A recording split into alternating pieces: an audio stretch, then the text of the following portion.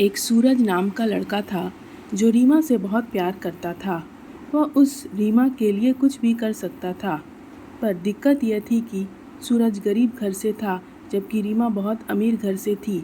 और यह दिक्कत भी थी कि सूरज अलग कास्ट का था।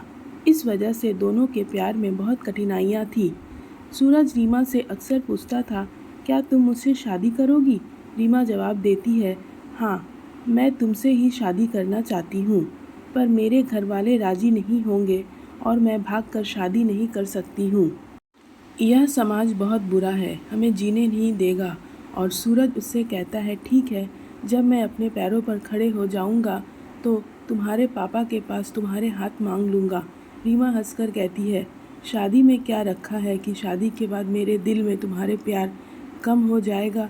यह सुनकर लड़का सोच में पड़ जाता है, मगर वह जैसा तैसा हंसकर जवाब देता है कि तुम मुझे शादी के बाद भूल जाओगी। इस पर रीमा का जवाब होता है, ऐसा कभी नहीं होगा और मेरी सांस रुक सकती है, पर मेरा प्यार तुम्हारे लिए कभी कम नहीं होगा। दोस्तों, समय बीत गया। कुछ समय बाद रीमा के घर वाले उसके लिए लड़का देखने लगे और सच जानने के बाद सूरज, जो उस रीमा से बहुत प्यार करता था, वह रीमा के दिल में अपने लिए नफरत भर लिया। सूरज जानबूझकर ऐसा करता था ताकि रीमा उसे नफरत करने लगे, और ठीक वैसा ही हुआ जैसे सूरज चाहता था। सूरज ने कुछ ऐसा किया कि रीमा उससे नफरत करने लगे। उस रीमा की शादी किसी और से तय हो गई और वह अंदर ही अंदर बहुत दुखी था। जिस दिन रीमा की शादी थी उसी दिन सूरज ने उसकी छोटी बहन को फ़ोन किया और कहा, मैं जो कुछ भी कहूँ अपने फ़ोन में रिकॉर्ड कर लेना।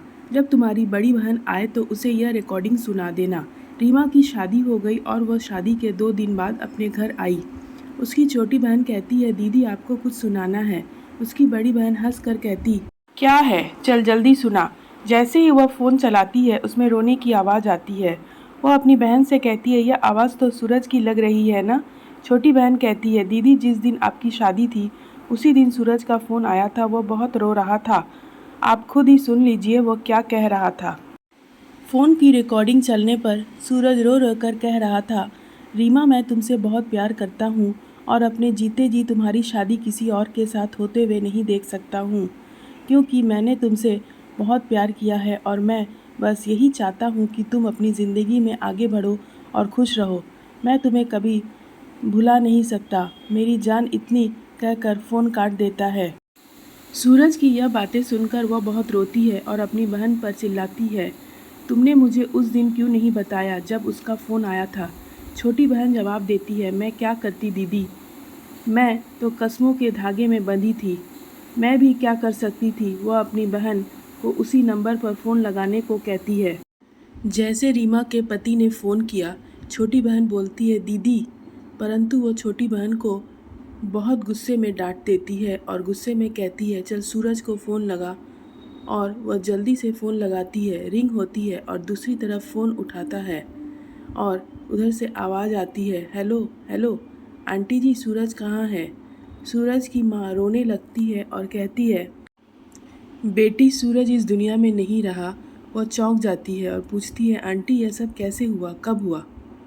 सूरज की माँ कहती है, पता नहीं, मेरे सूरज ने ज़िंदगी को अपने आप से दूर कर डाला। कसम खा ली किसी से शादी नहीं करूँगा। लड़की बोली, आंटी कब की बात है?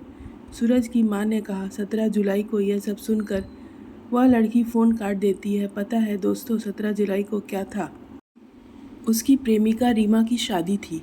यह सब सुनकर वो बहुत रोई और रो रो कर कहने लगी, मैंने अपने सूरज पर विश्वास क्यों नहीं किया? अगर मैं उस पर विश्वास कर लेती तो मेरा सूरज इस तरह ज़िंदा होकर भी मुर्दा नहीं होता। लोग मंजिल को मुश्किल समझते हैं। बड़ा फ़र्क है लोगों में और हम में। लोग ज़िंदगी को दोस्त और हम दोस्त को ज़िंदगी समझते हैं।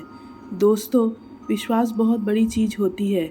हमें अपने पर विश्वास करना चाहिए ताकि जो सूरज के साथ हुआ वैसा किसी के साथ ना हो।